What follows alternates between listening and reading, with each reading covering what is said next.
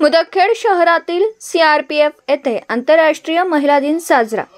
मुदखेड शहरातील केंद्रीय प्रशिक्षण महाविद्यालय येथे आंतरराष्ट्रीय महिला दिन साजरा करण्यात आला।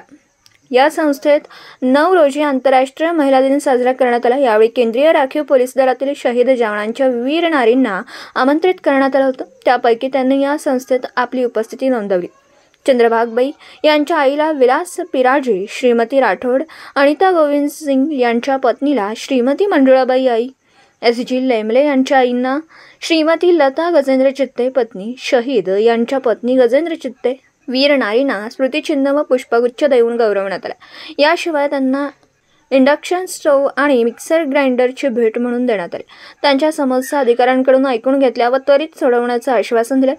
या कार्यक्रमाच्या प्रमुख पाहुण्या श्रीमती संगीता सिन्हा होत्या। याशिवाय सौ श्रीकृष्णप्रिया, सौ S श्यामला, सौ तारादेवी अधिकारी, सौ विशाखा पाटील, CK स्वर्णालता व या संस्थेत राहणाऱ्या सर्व महिला उपस्थित होत्या।